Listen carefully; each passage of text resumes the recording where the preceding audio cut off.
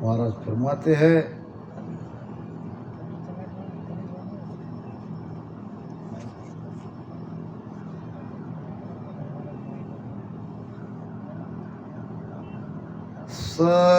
सतलोक महिमा कहूँ,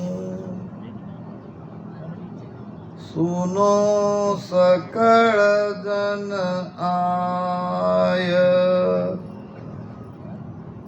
भवर कृपा सुख देव के,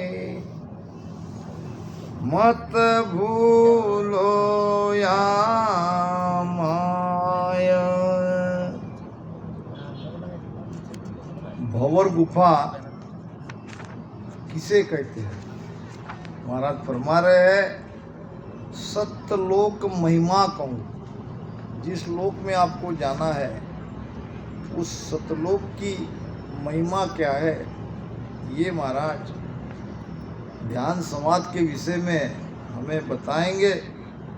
सुनो सकल जन आए। अब कौन सुनेंगे? वही सुनेंगे जो भजन सुमिरन कर रहे हैं, जिसको उस देश में जाना है। हीरा परखे जोहरी, शब्द को परखे साध, जो कोई परखे साधकु, ताका मता अगाध। हीरे की परीक्षा कौन करेगा? जोहरी। एक जोहरी हीरे की परीक्षा कर सकता है, बाकी तुम और आप, हम और तुम नहीं कर सकते। शब्द को परखे साथ, ये महाराज के वचनों को परखने वाले आप सभी साधु यहाँ बैठे हो, उनको ही इसकी परीक्षा है और नहीं परख सकते। के सुखराम भेसवो मेरो, जीव कोई संत बसावे, तीनों ताप तोड़कर हंसा अमर लोक में जाओ। आसन हमारा गिगन मंडल में, रेहूं जगत के माई, और मोही को मेरा जन जाने, दूजा को दम नाई।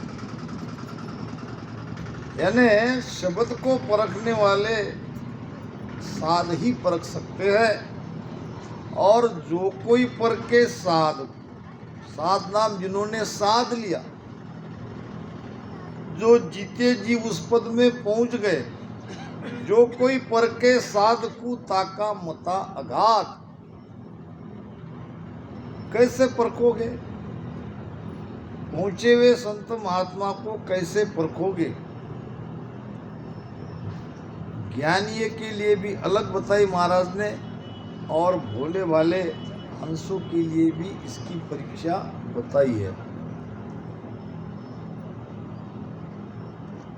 पहले भोले भाले कैसे सदगुरु को परख सकते हैं, ये बता देता हूं। आप परख ही नहीं सकते हो, क्योंकि हम और आप सभी साधारण से जीव है। उसमें भी जो भोला जीव है वो तो बेचारा जैसा कहता है वैसा करने लग जाता है, किंतु परंतु उसके मन में नहीं आता है। तो आपको सदगुरु को परखने की कोई आवश्यकता है ही नहीं। क्यों? कि आप ढूंढने भी जाओगे तो कैसे ढूंढोगे? सदगुरु आपको ढूंढते ढूंढते आपके घर तक आएगा। केवल आपको तड़पना है, केवल आपको प्रेम से राम राम सुमिरन करना है। महाराज ने खंड पिंड ब्रह्मांड में यह प्रमाण दिया है। सुनो एक मेरा हमारी अगाध, देऊं मेरो नाम मिलाऊं साथ। सुनो एक मेर हमारी अगाध, अगाध मेर है महाराज की हम सब पर।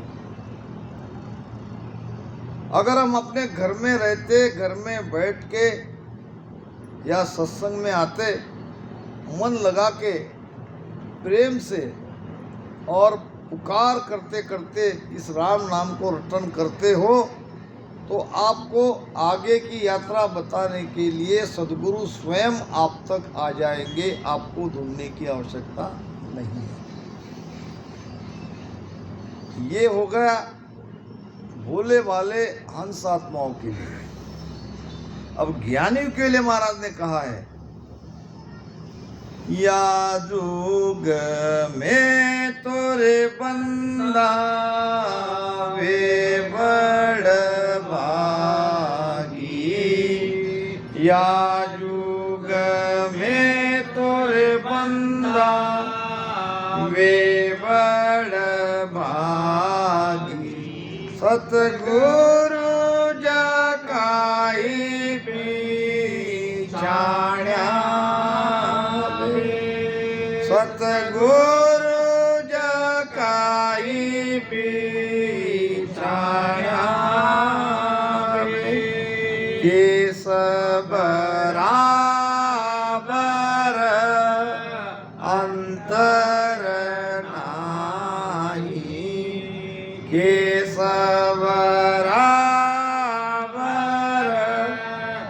अंतर नाही, यानी जमन कर जाण्यावे, यानी जमन कर जाण्यावे, या जुग में तोरे बंदा वे बड़ भागी, या जुग में तोरे बंदा वे बड़ भागी। वृंदावन में संत नाभाजी ने सत्संग का आयोजन किया। एक से एक बढ़िया संत वहां उस सत्संग में आए। अब भूल चूक से कहो या और किसी कारण से कहो, तुलसीदास जी को न्योता देना भूल गया। संत तुलसीदास जी काशी में थे और ये सत्संग चल रही थी वृंदावन में। जब और काशी को लोगों को आमंत्रित किया गया तो वो लोग आए तुलसीदास महाराज के पास कि भाई चलो सत्संग को आपको तो बुलाया ही होगा। तुलसीदास महाराज के भीतर में थोड़ी देर के लिए कि जब बुलाया नहीं तो क्यों जाए भाई, थोड़ा सा तो अहम आ ही जाता है। तुलसीदास जी नहीं गए और लोग सत्संग में आए। सत्संग बढ़िया हुई। अब सत्संग होने के बाद भंडारे का यानी महाप्रसाद का समय भी आ गया और महाप्रसाद के लिए थाली भी लगाई गई। अब इधर काशी में तुलसीदास जी महाराज को सुबह से चैन नहीं पड़ रहा था, जाना चाहिए था, ये ठीक नहीं हुआ। और फिर मन ने निर्णय किया और जल्दी से वो निकले वृंदावन के लिए। राम साहब अब वृंदावन सुबह से निकले। राम तो ठीक उसी समय पे पहुंच गए जहां भोजन प्रसाद परोसा गया था। अब लोग भोजन करने ही वाले थे तो सब बैठ गए थे, पंगत ऐसी बैठ गई थी। तुलसीदास जी आए, देखा जगह कहीं नहीं है।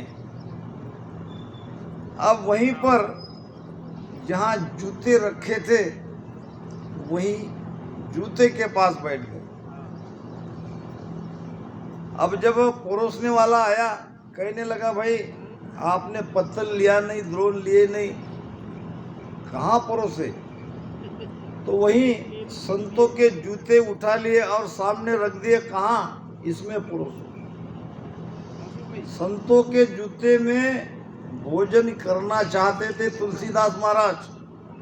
परोसने वाला घबरा गया, जूते में कैसे परसे, जूते में परोसा नहीं जाता है।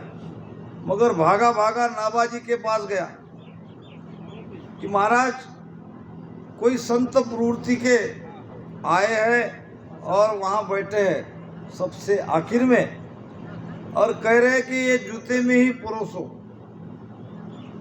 नाभाजी वहाँ से गए, वो कोई और नहीं मेरे संत तुलसीदास जी महाराज ही हो सकते हैं, और में इतनी नम्रता विनम्रता नहीं है और इतना छोटा हो ही नहीं सकता। जो सबसे छोटे हैं वही बड़े रहते हैं। भागे भागे आए, चरण छुए, बड़ी कृपा हुई, मुझसे बहुत भारी भूल हुई, फिर भी आप मेरी भूल को देखा नहीं, मुझे क्षमा करके आप यहाँ तक आ गए, आपकी जगह यहाँ नहीं वहाँ है। और सबके लिए पाटे लगाए थे और पहला पाटा खाली ही था, वहाँ किसी को बैठने नहीं दिया। नाभाजी को भी पता था कि संत तुलसीदास महाराज आएंगे ही आएंगे। तो ऐसे कई तरह से ज्ञानी लोग संतों की परीक्षा कर लेते हैं। महाराज ने तात्या के संवाद में कहा है कि परख करे तू संत की हर मिलन के काज, तो पारख कीजिए हरिजन कहे सो साज, हरिजन कहे सो साज, फिर पारक कीजिए। ज्ञान ध्यान और सीख सूरत खेती पर दीजे, सुख राम कहे सुनता तिया, छाड़ भरम को राज, जे परखे तू संत को हर मिलन के काज। ये है परीक्षा। पहली परीक्षा भोले भाले जीव के लिए महाराज ने क्या कहा ये बता दिया। अब ज्ञानी कैसे परीक्षा करते हैं। संतों की परीक्षा हम ले ही नहीं सकते। अगर उनको परखना है तो इस तरह से परख सकते हो कि परख करे तू संत की हर मिलन के काज। एक तो आपके भीतर में सचमुच चाहना है परमात्मा प्राप्ति की, और उसके लिए आप संतों को खोज रहे हो, उसकी परख कर रहे हो, क्योंकि परखना जरूरी है। कबीर साहब ने कहा है कि परखे बिना किसी के शरण में मत जाओ। परख जरूरी है, क्योंकि एक बार किसी सद्गुरु के साथ हम लग गए तो दोबारा उसको छोड़ना बड़ा कठिन होता है। पानी पीना छान के और गुरु करना पहचान के। तो अगर तड़प है तो इस रास्ते पे जाओ, तड़प नहीं है, जो चल रहा है वो ठीक है, इसी में आगे ढूंढते ढूंढते तो मिल ही जाएंगे। तो आप पारक कीजिए हरिजन कहे सो साज। साज नाम धारण करो, किंतु परंतु अपना दिमाग मत लगाओ। वे जैसे कह रहे हैं उस पर विश्वास रख के वो बात आप पकड़ो, उसको धारण करो। हरिजन कहे सो साज, फिर आप पारक कीजिए। और ये परीक्षा करो, ज्ञान ध्यान और सीख। ज्ञान सीखो, ध्यान सीखो, और सूरत खेती पर दीजिए। ये बड़ी बात बता रहे हैं महाराज। खेती किसे कहते हैं? व्यवहारिक भाषा में हमारे जमीन जायदाद को हम खेती कहते हैं। अब क्या वो हमारी खेती पे सूरत लगाना है?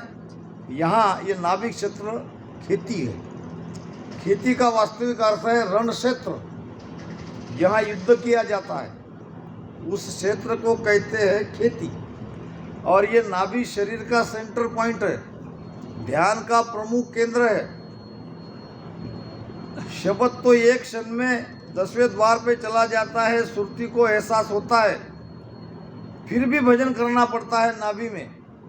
गुरु महाराज ने नाभि में 12 साल भजन किया, क्योंकि हमारी संपूर्ण ये चेतना को, प्राण को रीढ़ की हड्डी से ऊपर चढ़ाना है, और वो अरद उरद में भजन करते करते जाओगे जब तक ये पूरी श्वासा उलटती नहीं है, जब तक नाभि में पवन श्वासा हम ले रहे कि नहीं ले रहे ऐसी स्थिति होती नहीं, तब तक भजन करते रहो, मुख से राम राम करते रहो।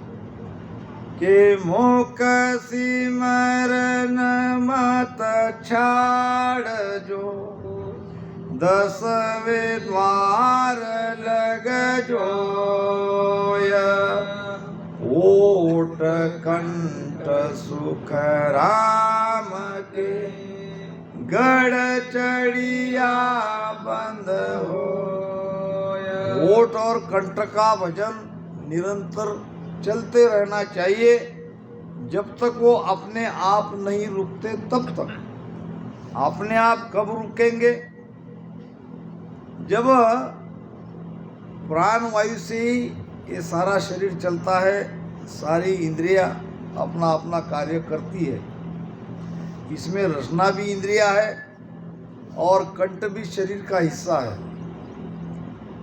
जब तक प्राणवायु भीतर जाएगी ये चलते रहेंगे, जाएगी जाएगी जाएगी। एक समय ऐसा आएगा जब ये दोनों तरफ से, यहाँ से मेरु से ईड़ा पिंगला यहाँ आ जाएगी, सिर के ऊपर से सुषुम्ना यहाँ आ जाएगी, फिर शब्द हमारी शक्ति को खींचता है, हमारे प्राण को खींचता है, उसके साथ साथ हमारे श्वासा को भी ये खींचता है। श्वासा भी हमारी पलटने लगती है। एक भजन में महाराज ने बड़ी सुंदर बात कही है, उलटा होय चढ़्यो ऊपर, चंद सूर गम पावे राम। उलटा होय चढ़्यो गढ़ ऊपर, चंद सूर गम पावे। दोनों एक विमान बिठाया, दोनों एक विमान बिठाया, दोनों एक विमान बिठाया। उल्टा होए चढ़े गढ़ ऊपर, चंद सूर गम पावे। दोनों एक विमान बिठाया, सुखमण का घर आवे। ऐसे दोनों श्वासा यूं ऊपर चलती है सुषुम्ना, और यही है हमारा रास्ता। यहाँ भी उलटना है, यहाँ भी उलटना है, यहाँ से भी सुषुम्ना जग रही है। तीनों नाड़ियाँ रीढ़ की हड्डी से ऐसी तीनों इकट्ठी आ रही है, बीच वाली है सुषुम्ना, दाई बाई है ईड़ा पिंगला। ईड़ा पिंगला से हमारी श्वासा संपूर्ण शरीर में ऊपर जा रही है, कभी ईड़ा चलती है तो कभी पिंगला चलती है। ऐसा खेल यहाँ त्रिकुट तक होता है, फिर सुषुम्ना से ही आगे भजन होता है, और तब पलटती है सासा। चंद सूर बहत अटकाना, ओम में सोम समाया। रामचंद सूर बहत अटकाना, ओम में सोम समाया। जन सुख राम उलट चढ़ आगे, जन सुख राम उलट चढ़ आगे। जीव परस बिन काया भेद वेद सुन्यारा गुरु परताप साधकी संगत गुरु परताप साधकी संगत लखे सो हरिजन प्यारा संतो वेद वेद सत्स्वरूप आनंद पद का भेद वेद से न्यारा है, सबसे न्यारा है, और बिरला ही इस रास्ते से उस देश तक जा सकते हैं। बीच में क्या क्या अनुभूति आती है ये गुरु महाराज बता रहे हैं। चंद यानी ईड़ा यानी सूर्य, सूर यानी सूर्य, पिंगला, ये दोनों बह रहे हैं। एक एक ताश के अंतर में कभी ईड़ा चलती है तो कभी पिंगला चलती है, फिर पिंगला के बाद ईड़ा आएगी, फिर ईड़ा के बाद पिंगला चलेगी। इससे हम श्वास लेते हैं और उसके आधार से ये शरीर का कार्य चलता है। अब ईड़ा पिंगला के बारे में कोई कन्फ्यूजन नहीं है, इनकी दिशा है ऐसी जाती है। और आपको राज की बात बता दूं, ये हमारी माता बहनों को अच्छी तरह से पता है। जब छोटा बच्चा पालने में सोता है तो उसका अंडकोश हिलता है, देख लेना आप। और ध्यान से देखोगे तो कभी एक घंटे में एक साइड हिलती है तो दूसरे घंटे में दूसरी साइड हिलती है। यानी ये जो ईड़ा पिंगला है ये सीधे दाएं बाएं अंडकोश तक जा रही है। इसका प्रमाण आप माताएं अच्छी तरह से देख सकती हो, आप भी देख सकते हो। तो यहाँ से सीधे यहाँ आ रही है और सीधे रीढ़ की हड्डी से ये ऊपर जा रही है। और इसी सांसों सांस में भजन करने से वो सुषुम्ना खुलती है। वो नागिन जब अपना मुख, सुषुम्ना ने उस सुषुम्ना के मुख को उसने अपने मुख में दबा के रखा है, 3.5 आटे मार के बैठी है, ऐसा मान्यता है। असल में तो वहाँ कोई ये नहीं, सब नाड़ी का ही खेल है। और जब वो अपना मुख फैला देती है तो सुषुम्ना का मुख खुल जाता है और फिर उस सुषुम्ना के रास्ते से हम ऊपर जाते हैं। बहुत भजन करना पड़ेगा सांस उसास में। ये संपूर्ण चेतना जब तक पलट नहीं जाती, ऊपर चली नहीं जाती, तब तक भजन करना पड़ेगा। यानी सीधे सीधे भाषा में अगर कहा जाए तो वोट कंठ सुखराम कहे गड़तड़िया बंद हो। ये वोट कंठ जब तक इसको वायु मिलेगा, पवन मिलेगा, प्राणवायु मिलेगा तब तक चलेगा। जब प्राणवायु मिलना छूट जाएगा तो अपने आप ये बंद हो जाएगी। फिर सुषुम्ना में आपका भजन होने लगेगा। ये प्रमाण है। ब्रह्मज्ञानी के अंग में महाराज ने बताया है कि रसना सेवत की जब मन की जीव भजन सुलागे के सुख राम पारकवा की ध्यान सुसमणा जागे। रसना थक रही है, कंठ भी आपका रुका है, फिर भी आपका भजन हो रहा है। और ये भजन हो रहा है सुषुम्ना से। रसना सेव थकी जब मन की जीव भजन सु लागे कै सुखराम पारक वाकी भरम हंस का भागे। तब ऐसी स्थिति जब होती है तो हमारे अंदर कोई भ्रम नहीं रहता है। तो चंद सूर बहुत अटकाना, जो नीचे जा रहे हैं अब वो ऊपर चले गए। वो में सोम समाया, यानी हमारी चेतना में ये सोहम श्वासा जाके समा जाती है। हमारे महाराज श्री का आगमन हो गया है। सद्गुरु